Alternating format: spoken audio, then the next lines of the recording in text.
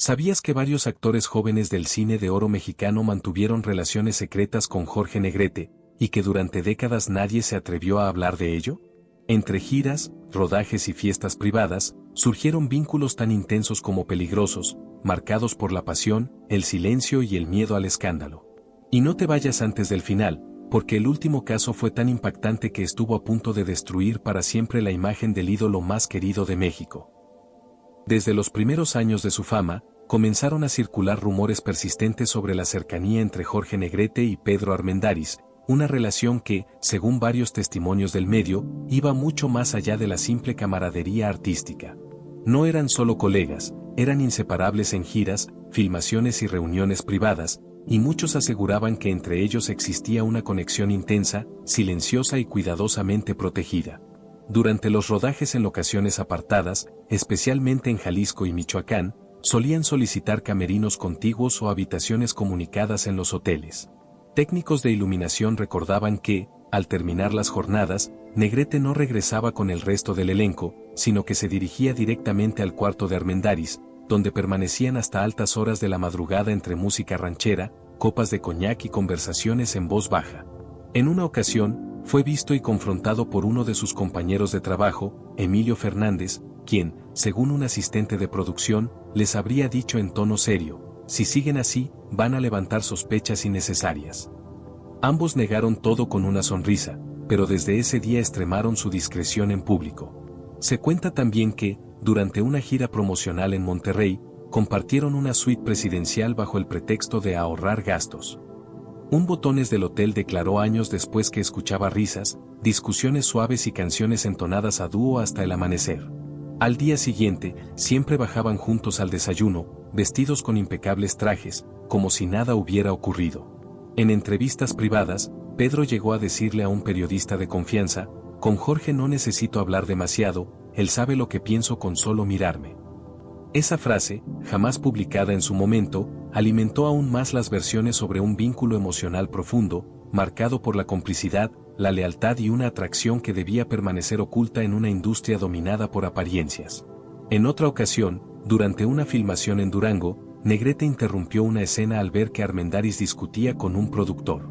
Caminó hasta él, lo tomó del brazo y lo llevó fuera del set, regresando minutos después con ambos más calmados.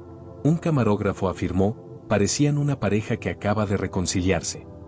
Aunque nunca confirmaron nada públicamente, su cercanía constante, sus gestos privados y los testimonios de quienes los rodearon dejaron una huella imposible de borrar en la historia no oficial del cine de oro. Cuando Jorge Negrete comenzó a compartir créditos con Luis Aguilar, muchos notaron de inmediato que la relación entre ambos era distinta al resto. No se trataba solo de competencia entre galanes rancheros, sino de una cercanía constante, cargada de miradas prolongadas, bromas privadas y encuentros fuera del ojo público. En los pasillos de los estudios Churubusco, se decía que Aguilar era el único que lograba bajarle el carácter a Jorge. Durante varias filmaciones en el norte del país, ambos solían viajar juntos en un automóvil particular, evitando los transportes del elenco. Un chofer relató que, en trayectos de más de 6 horas, apenas hablaban con otros, escuchaban boleros y discutían en voz baja temas personales. En paradas nocturnas, pedían habitaciones contiguas y, muchas veces, terminaban pasando la noche en una sola. En una ocasión, fue visto y confrontado por uno de sus compañeros de trabajo, Tito Guízar, quien les reclamó en tono burlón: ya parecen matrimonio, ni para respirar se separan. Ambos rieron, pero desde ese día comenzaron a mostrarse más distantes frente al resto del elenco, aunque en privado seguían frecuentándose. Se cuenta que, durante una gira en Veracruz, alquilaron una casa frente al mar para ensayar canciones. Vecinos aseguraban que pasaban las noches en la terraza, bebiendo ron, cantando a dúo y permaneciendo juntos hasta el amanecer. Una empleada doméstica declaró que muchas mañanas encontraba solo una cama desordenada, aunque había 2 habitaciones disponibles. Luis Aguilar llegó a comentar en una entrevista no publicada: Jorge era intenso, cuando se acercaba, era imposible ignorarlo. Esa frase fue eliminada por el productor antes de salir al aire, pero quedó registrada en archivos internos de la radiodifusora. En otra ocasión, durante una discusión en un set de Guadalajara, un director levantó la voz contra Aguilar. Negrete intervino de inmediato, lo tomó del hombro y dijo: con él no hablas así. El ambiente se tensó por segundos, dejando claro que su vínculo iba más allá de lo profesional. Maquillistas y asistentes coincidían en que, cuando uno estaba enfermo o desanimado, el otro era el primero en encerrarse con él durante horas. No dejaban pasar a nadie, recordó una vestuarista, como si protegieran algo que solo ellos entendían. La relación entre Luis y Jorge, marcada por la admiración, la cercanía emocional y un constante juego entre lo público y lo privado, se convirtió en uno de los secretos mejor guardados del entorno artístico. Desde que coincidió por primera vez con Jorge Negrete en los foros de la capital, Andrés Soler notó que la relación entre ambos adquiría rápidamente un tono distinto al del resto del elenco. No era solo respeto profesional, era una cercanía constante, casi obsesiva, marcada por encuentros prolongados, conversaciones privadas y una complicidad que no pasaba desapercibida para quienes los rodeaban. Durante varios rodajes en Hidalgo y Querétaro, Soler y Negrete solían quedarse después de terminar las escenas, caminando solos por los sets vacíos mientras el equipo desmontaba luces y cámaras. Un sonidista recordaba que, muchas noches, los encontraba sentados en una escenografía abandonada, compartiendo una botella y hablando en voz baja como si el mundo exterior no existiera. En una ocasión, fue visto y confrontado por uno de sus compañeros de trabajo, Rodolfo Acosta, quien les dijo en tono directo: o se controlan o van a meterse en problemas. Ambos se limitaron a sonreír, pero a partir de ese día comenzaron a reunirse lejos de los estudios, en casas privadas o restaurantes discretos. Se cuenta que, durante una temporada de filmaciones en Puebla, alquilaron una vieja casona colonial con el argumento de repasar diálogos. Sin embargo, vecinos aseguraban que rara vez se escuchaban ensayos, y que las luces permanecían encendidas hasta el amanecer. Un vigilante afirmó haberlos visto salir juntos al amanecer, con el rostro cansado pero visiblemente relajados. En círculos cerrados, Andrés llegó a comentar: Jorge no sabía estar solo, siempre buscaba refugio en alguien que lo entendiera. Esa frase, compartida en una sobremesa con productores, nunca fue citada públicamente, pero quedó grabada en la memoria de varios testigos. Durante una filmación en Durango, Soler discutió fuertemente con un director por cambios en el guión. Negrete intervino de inmediato, pidió un receso y se lo llevó fuera del set. Permanecieron encerrados en un camerino más de una hora. Al regresar, Andrés aceptó los cambios sin protestar. Un asistente comentó después: solo Jorge lograba calmarlo así. Maquillistas y vestuaristas notaban que, cuando coincidían en un proyecto, siempre pedían horarios similares, compartían descansos y evitaban ser separados en las locaciones. Parecía que se buscaban todo el tiempo, recordaba una costurera. La relación entre Andrés Soler y Jorge Negrete se construyó entre silencios, protección mutua y encuentros cuidadosamente ocultos, en un entorno donde cualquier desliz podía destruir carreras enteras, pero donde ellos insistieron en mantener su vínculo, aún bajo la constante presión del medio.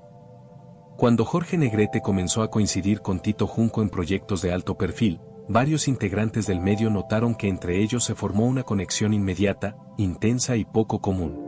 No era una relación basada únicamente en el trabajo, era una cercanía constante, casi absorbente, que se manifestaba en gestos privados, reuniones prolongadas y una atención mutua que rara vez ofrecían a otros compañeros.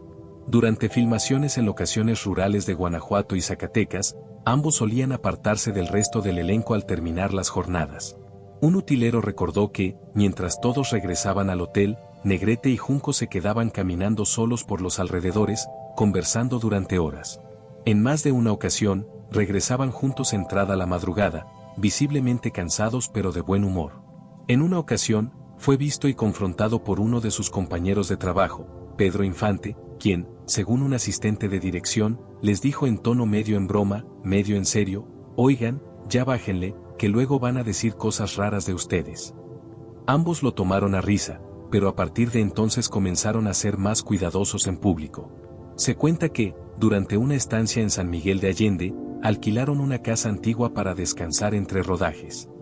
Sin embargo, personal de servicio relató que casi nunca recibían visitas y pasaban la mayor parte del tiempo juntos en el patio interior, escuchando música, bebiendo tequila y hablando hasta altas horas. Varias noches, solo una habitación mostraba señales de haber sido usada. Tito Junco llegó a comentar en privado a un amigo productor: con Jorge todo era intenso, cuando se acercaba, no había forma de mantener distancia. Esa frase nunca se publicó, pero circuló discretamente en ciertos círculos del espectáculo. Durante una grabación en los estudios Azteca, Junco tuvo una fuerte discusión con un guionista por un cambio de último momento. Negrete interrumpió la escena, pidió silencio en el set y se lo llevó del brazo a un camerino. Permanecieron ahí casi 40 minutos. Al salir, Tito estaba calmado y aceptó continuar sin protestar. Un camarógrafo comentó después, parecía que Jorge lo había convencido de algo más que del guión. Maquillistas recordaban que, cuando coincidían en un proyecto, siempre pedían turnos similares y descansaban juntos. Si uno desaparecía, el otro iba directo a buscarlo, decía una asistente de vestuario. Incluso en eventos públicos, solían sentarse cerca, intercambiar miradas y retirarse al mismo tiempo. La relación entre Tito Junco y Jorge Negrete se construyó entre encuentros discretos, protección mutua y una cercanía emocional que pocos entendían, pero que muchos percibían, en un ambiente donde cualquier rumor podía convertirse en un escándalo. Desde que comenzó a compartir foros con Jorge Negrete, Ernesto Alonso llamó la atención del medio no solo por su talento emergente, sino por la cercanía inmediata que desarrolló con el ídolo. A pesar de la diferencia de experiencia y estatus, entre ambos se formó un vínculo rápido, intenso y cuidadosamente disimulado, que muchos interpretaban como algo más que simple mentoría artística. Durante varias filmaciones en la Ciudad de México y alrededores, era común verlos llegar juntos al set y retirarse al mismo tiempo. Un asistente de producción recordó que Negrete solía esperar a Ernesto después de cada escena, incluso cuando no tenían llamados simultáneos. Parecía que no le gustaba perderlo de vista, comentaba. En los descansos, se sentaban apartados, hablaban en voz baja y evitaban mezclarse con el resto del elenco. En una ocasión, fue visto y confrontado por uno de sus compañeros de trabajo, Germán Valdés, quien, en tono burlón, les dijo: «Oigan, ¿y ustedes traen contrato doble o qué? Siempre andan pegados». Ambos rieron, pero desde ese día comenzaron a espaciar sus apariciones públicas juntos, sin dejar de verse en privado. Se cuenta que, durante una temporada de rodajes en Cuernavaca, alquilaron una residencia bajo el argumento de ensayar escenas románticas. Sin embargo, personal de servicio afirmó que casi nunca recibían visitas externas y que pasaban largas noches conversando en la terraza, escuchando discos y compartiendo botellas de vino. Muchas mañanas, solo una habitación parecía haber sido utilizada. Ernesto llegó a comentar en confianza a un amigo cercano: «Con Jorge aprendí más que actuación, aprendí a leer silencios». Esa frase, nunca publicada, circuló discretamente entre productores y reforzó la idea de que su relación tenía una dimensión emocional profunda. Durante una grabación nocturna en los estudios, Alonso tuvo una fuerte discusión con un director por una escena que consideraba humillante. Negrete intervino de inmediato, pidió que se suspendiera el rodaje y se lo llevó a su camerino. Permanecieron ahí casi una hora. Al regresar, Ernesto aceptó continuar sin objeciones. Un técnico comentó después: «Salió distinto, como si Jorge lo hubiera reconstruido». Maquillistas y vestuaristas notaban que, cuando trabajaban juntos, sincronizaban horarios, descansos y hasta comidas. Si uno desaparecía del set, el otro preguntaba de inmediato por él. Era una atención constante, recordaba una peinadora, no se veía con nadie más. La relación entre Ernesto Alonso y Jorge Negrete se sostuvo entre admiración, protección y encuentros discretos, marcada por el desequilibrio de poder, la intensidad emocional y un pacto silencioso de absoluta reserva dentro de una industria donde cualquier rumor podía destruir reputaciones. Cuando Jorge Negrete comenzó a coincidir con Arturo de Córdoba en proyectos de alto presupuesto, varios miembros del medio notaron que entre ellos se formó una relación distinta, más profunda y silenciosa que la habitual entre estrellas. No se trataba solo de respeto profesional, era una cercanía constante, marcada por encuentros privados, largas conversaciones y una atención mutua que no pasaba desapercibida. Durante filmaciones en la capital y en locaciones de Veracruz, ambos solían apartarse del resto del elenco al terminar las jornadas. Un asistente de cámara recordó que, mientras todos se dirigían al hotel, Negrete y de Córdoba preferían quedarse en el set vacío, sentados entre escenografías, compartiendo cigarrillos y hablando en voz baja durante horas. En los estudios, era común ver a Jorge entrar al camerino de Arturo sin anunciarse y permanecer ahí más tiempo del habitual. Maquillistas comentaban que, en más de una ocasión, retrasaron llamados porque ninguno de los dos salía. Parecía que necesitaban ese espacio solo para ellos, recordaba una peinadora. En una ocasión, fue visto y confrontado por uno de sus compañeros de trabajo, Fernando Soler, quien, según un productor, les dijo con seriedad: están dando demasiado de qué hablar, cuídense. Ambos asintieron, pero lejos de distanciarse, comenzaron a verse fuera de los estudios, en departamentos privados y restaurantes discretos. Se cuenta que, durante una temporada de rodaje en Boca del Río, compartieron una villa rentada para estudiar guiones. Vecinos afirmaban que rara vez recibían visitas y que pasaban las noches en la terraza, escuchando música clásica y boleros, permaneciendo juntos hasta el amanecer. Un vigilante aseguró que casi siempre salían al balcón al mismo tiempo, como si se buscaran incluso en silencio. Arturo habría comentado en confianza a un periodista cercano: Jorge era un huracán, cuando entraba en tu vida, ya no salía. Esa frase jamás fue publicada, pero circuló en ciertos círculos del medio como una referencia directa a su vínculo. Durante una filmación complicada en Guadalajara, de Córdoba discutió fuertemente con el director por una escena que consideraba mal escrita. Negrete intervino, pidió un receso y se lo llevó del brazo fuera del foro. Permanecieron encerrados más de 40 minutos. Al regresar, Arturo aceptó continuar sin objeciones. Un técnico comentó después: solo Jorge lograba bajarle el fuego así. Vestuaristas notaban que sincronizaban horarios, comidas y descansos. Si uno terminaba antes, esperaba al otro. En eventos públicos, aunque no se mostraban juntos, solían retirarse casi al mismo tiempo y tomar rutas similares. La relación entre Arturo de Córdoba y Jorge Negrete se construyó entre admiración, tensión emocional y encuentros cuidadosamente ocultos, marcada por el magnetismo mutuo y un pacto silencioso de discreción en una industria donde la imagen lo era todo. Desde que comenzó a trabajar junto a Jorge Negrete, Ramón Armengot se convirtió rápidamente en uno de los jóvenes más cercanos al ídolo. Su juventud, disciplina y carácter reservado llamaron la atención de Jorge, quien empezó a protegerlo, impulsarlo y, con el tiempo, a buscarlo constantemente fuera del set. Lo que inició como una relación profesional pronto se transformó en una cercanía intensa que muchos consideraron demasiado personal. Durante rodajes en la Ciudad de México y en ocasiones de Morelos, era habitual verlos llegar juntos y retirarse al mismo tiempo.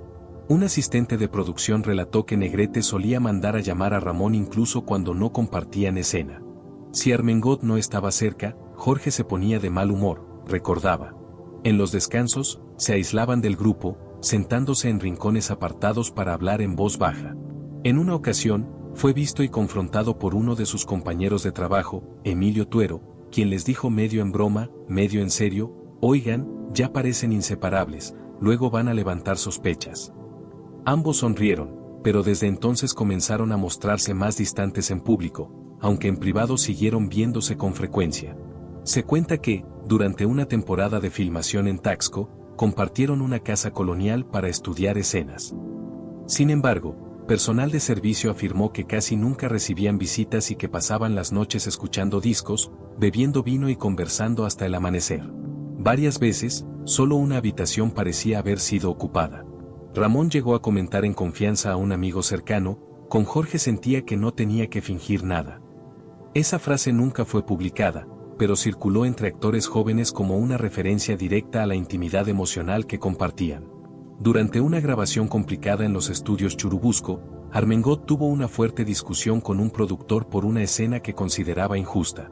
Negrete interrumpió el rodaje, pidió silencio y se lo llevó del brazo a su camerino. Permanecieron ahí casi una hora. Al regresar, Ramón aceptó continuar sin protestar. Un camarógrafo comentó después: salió distinto, como si Jorge lo hubiera calmado desde adentro.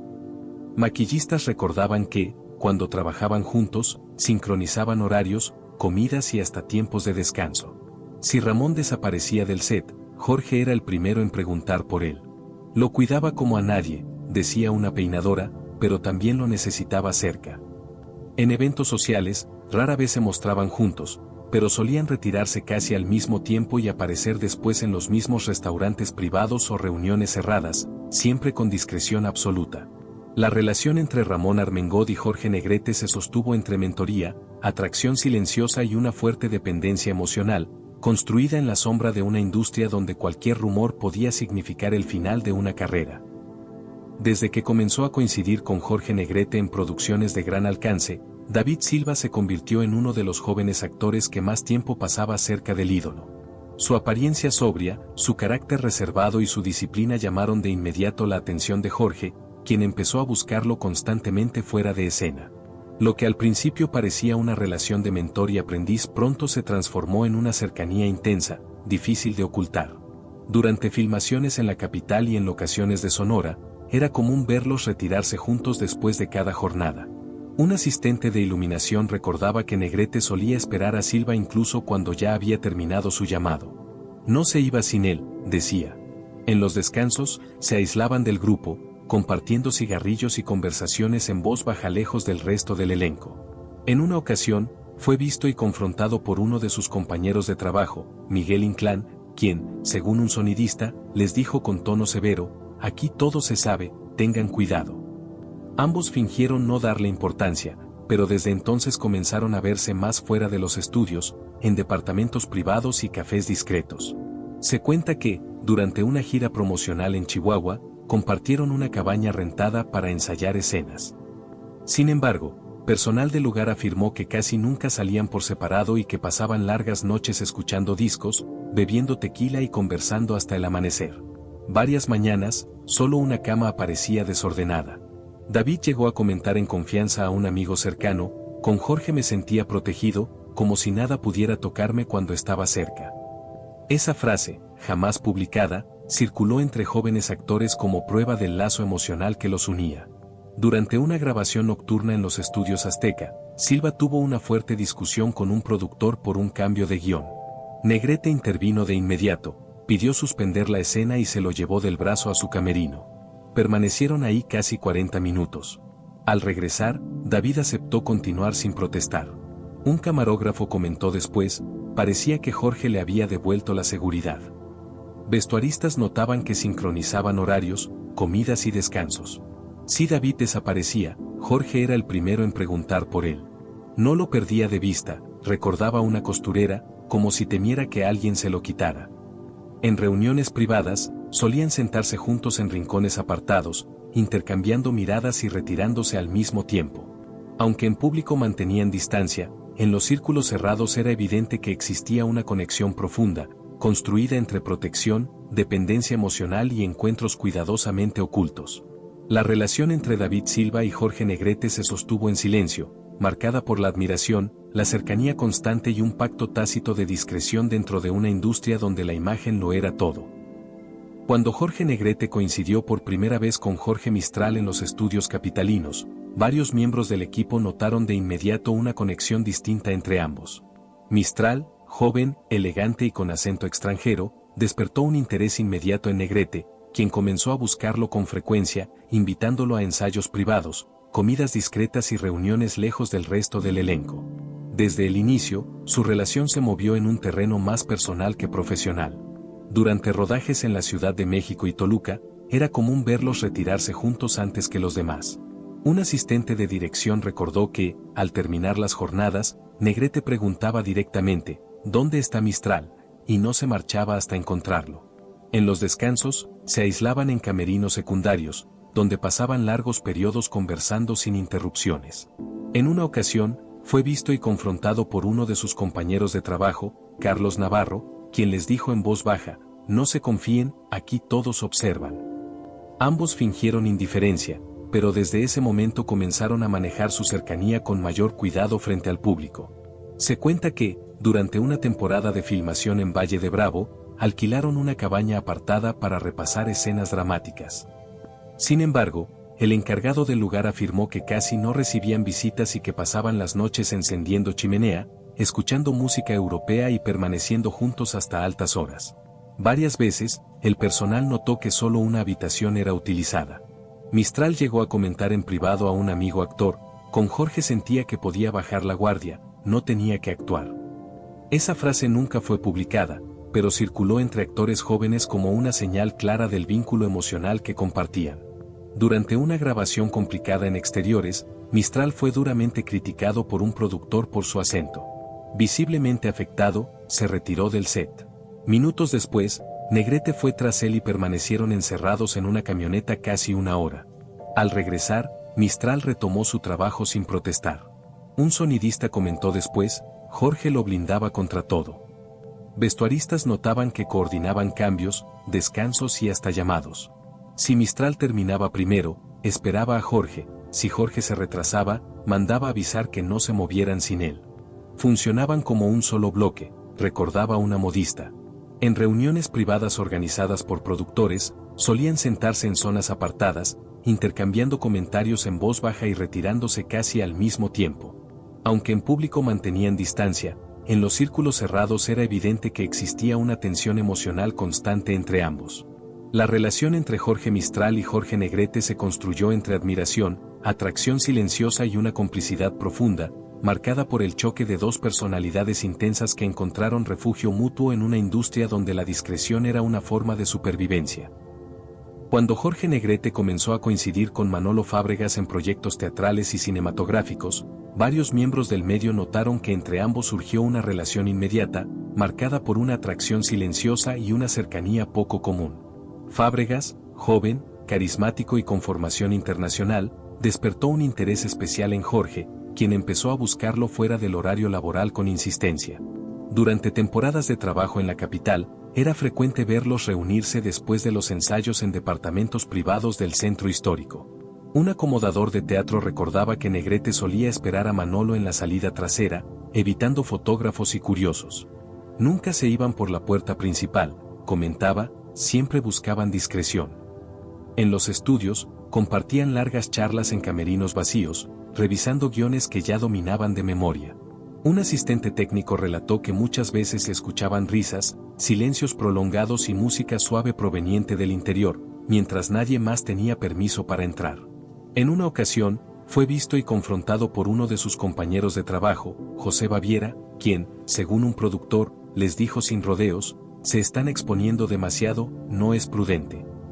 Ambos fingieron no tomarlo en serio, pero desde entonces comenzaron a verse principalmente fuera del entorno laboral.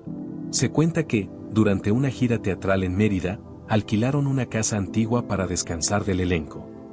Sin embargo, vecinos afirmaban que casi nunca recibían visitas y que pasaban las noches conversando en el patio, iluminados por velas, escuchando discos importados y permaneciendo juntos hasta la madrugada.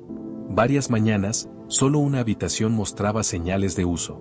Manolo llegó a comentar en confianza a un colega, con Jorge sentía que podía ser yo mismo, sin máscaras.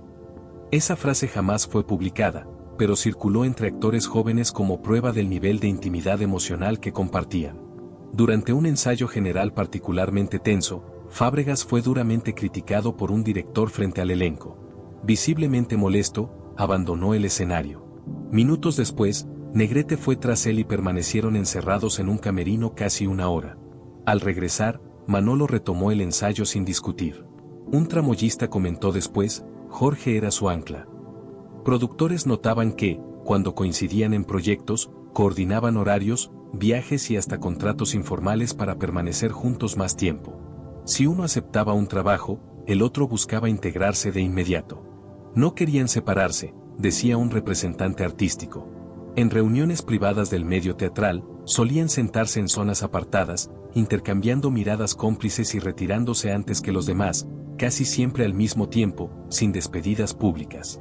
La relación entre Manolo Fábregas y Jorge Negrete se construyó entre admiración mutua, atracción contenida y encuentros cuidadosamente planeados, marcada por la tensión entre el deseo de cercanía y la necesidad permanente de ocultarse en una industria donde la imagen era una ley inquebrantable.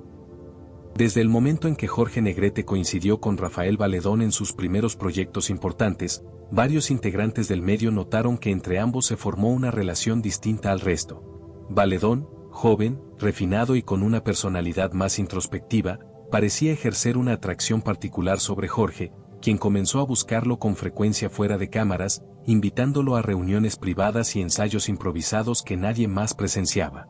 Durante grabaciones en la capital, era habitual verlos encerrarse en una cabina de radio después de participar en programas en vivo. Un operador recordó que, tras terminar las transmisiones, apagaban las luces y permanecían ahí más de una hora conversando en silencio.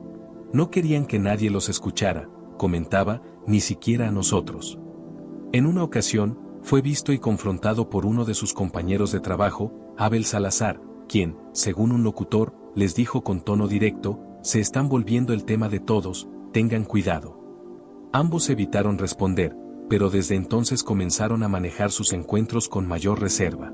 Se cuenta que, durante una gira artística en el Bajío, compartieron un pequeño rancho rentado para descansar del ruido. El administrador del lugar afirmó que pasaban largas tardes caminando solos entre los campos, hablando sin compañía, y que por las noches se quedaban en la terraza escribiendo y leyendo cartas personales. Varias veces, el personal encontró sobres abiertos sobre la misma mesa, como si compartieran secretos por escrito. Rafael habría comentado en privado a un amigo cercano: con Jorge no hacía falta hablar mucho, bastaba con estar. Esa frase, jamás publicada, circuló en ciertos círculos como una referencia clara a la intimidad emocional que los unía. Durante una filmación en interiores, Valedón tuvo un momento de inseguridad antes de una escena clave y se negó a salir del camerino. Mientras el equipo esperaba, Negrete entró solo con él. Permanecieron ahí casi 50 minutos. Al salir, Rafael estaba sereno y listo para grabar. Un fotógrafo comentó después: parecía que Jorge le había acomodado el alma. Vestuaristas notaban que intercambiaban pequeños detalles, corbatas, relojes, incluso libretos con anotaciones personales.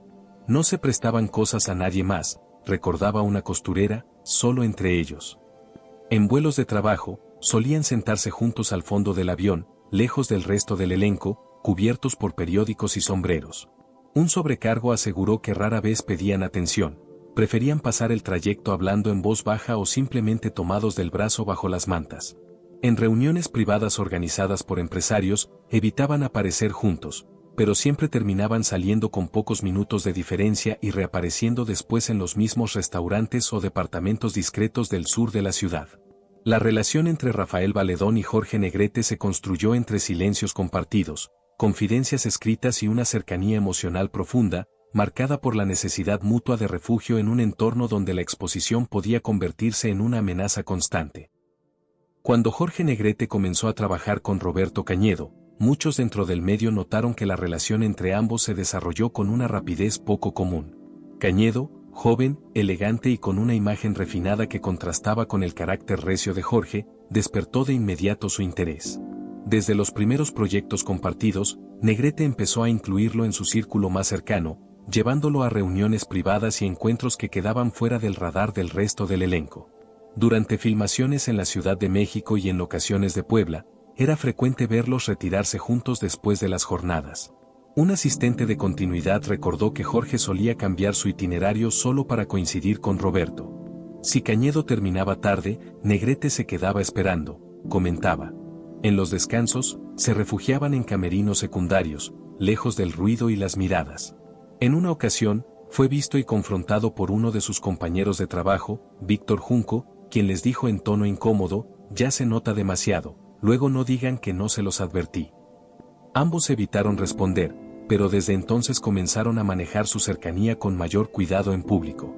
Se cuenta que, durante una serie de presentaciones en San Luis Potosí, compartieron una casa rentada cerca del centro histórico para descansar entre funciones. Sin embargo, vecinos afirmaban que casi no salían por separado y que pasaban las noches escuchando música instrumental, leyendo guiones en voz alta y permaneciendo juntos hasta altas horas. Varias veces, el personal notó que solo una recámara era utilizada. Roberto llegó a comentar en privado a un colega: con Jorge sentía que siempre estaba siendo observado, pero también protegido. Esa frase, jamás publicada, se difundió discretamente entre actores jóvenes como una referencia a la mezcla de atracción y dependencia emocional que marcaba su relación.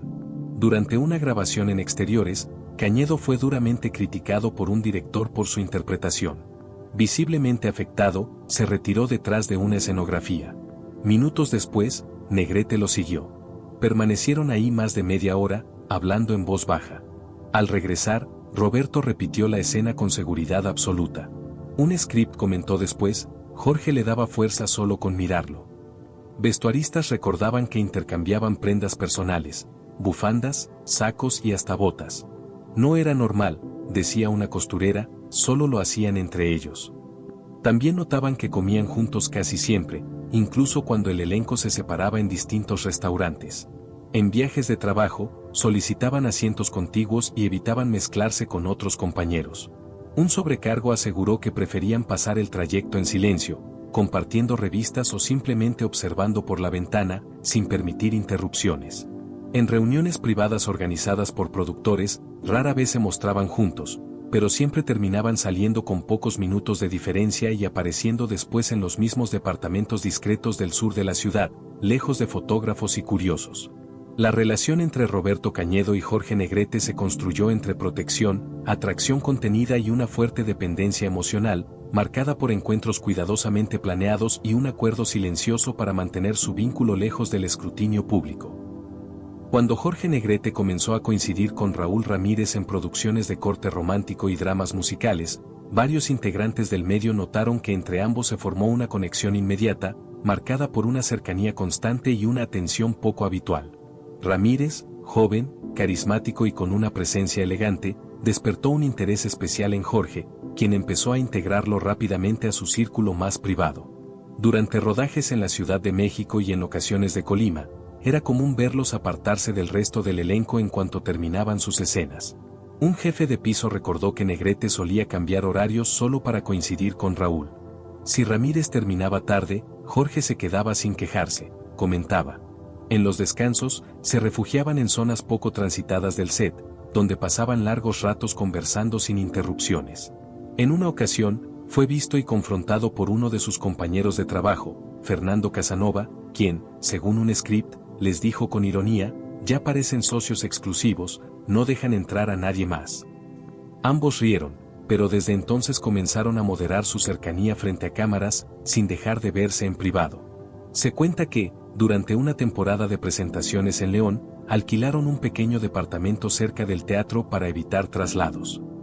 Sin embargo, vecinos afirmaban que casi nunca salían por separado y que pasaban las noches escuchando programas de radio, tocando discos viejos y conversando hasta la madrugada. En varias ocasiones, el portero notó que solo una habitación parecía haber sido utilizada. Raúl llegó a comentar en confianza a un amigo cercano, con Jorge todo era intenso, cuando estaba cerca, nada más importaba. Esa frase nunca fue publicada, pero circuló discretamente entre actores jóvenes como señal del fuerte lazo emocional que compartían. Durante una filmación en exteriores en Veracruz, Ramírez tuvo un desacuerdo con el director por una escena que consideraba exagerada. Abandonó momentáneamente el set. Minutos después, Negrete fue tras él y permanecieron dentro de una camioneta casi 40 minutos. Al regresar, Raúl aceptó continuar sin protestar. Un operador comentó después, Jorge lo sabía enderezar sin levantar la voz. Maquillistas notaban que compartían objetos personales, lociones, relojes, partituras con anotaciones.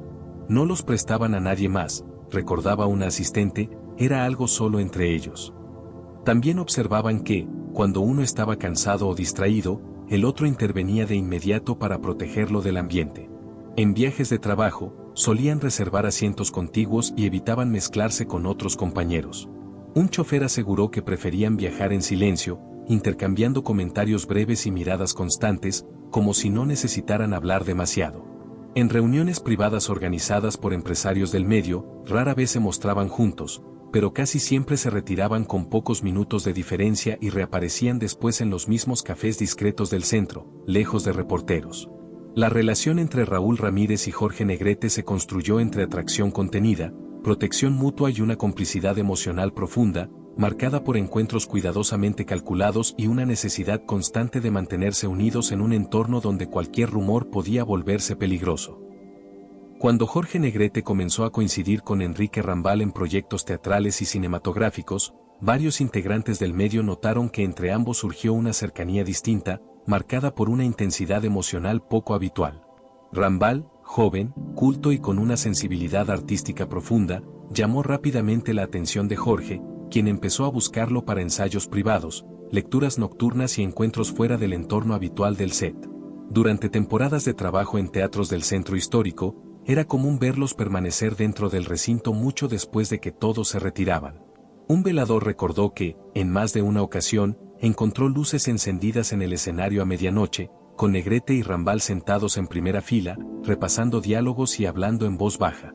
Parecía que el teatro era solo para ellos, comentaba. En una ocasión, fue visto y confrontado por uno de sus compañeros de trabajo, Carlos Orellana, quien les dijo en tono serio, se están aislando demasiado, eso no pasa desapercibido. Ambos restaron importancia al comentario, pero desde entonces comenzaron a espaciar sus apariciones conjuntas en público. Se cuenta que, durante una gira teatral por Oaxaca, compartieron una antigua posada para concentrarse en la obra.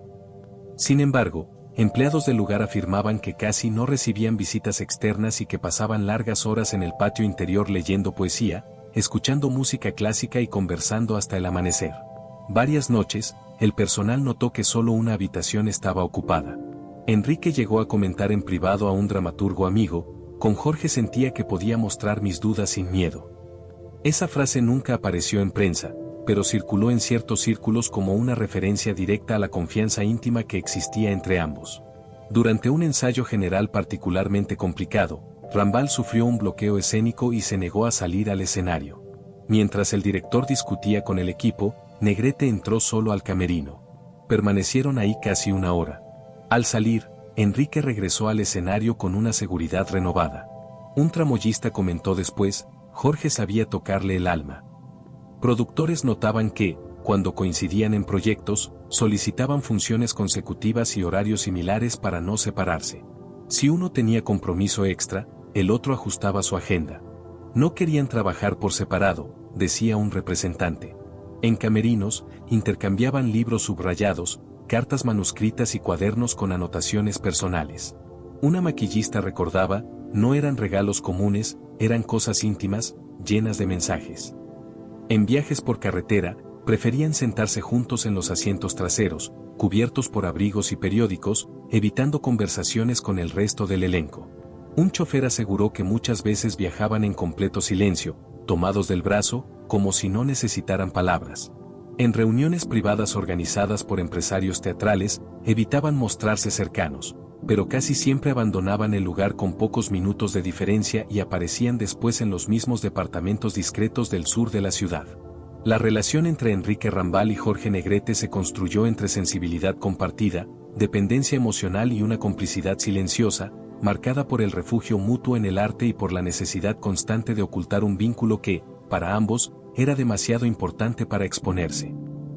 Y como estas, existen muchas más historias ocultas que el cine de oro intentó enterrar durante décadas. Relatos de amores prohibidos, silencios forzados y verdades que apenas hoy comienzan a salir a la luz. Así que suscríbete y no te pierdas los próximos videos, donde seguiremos revelando todo lo que ellos nunca quisieron que supieras.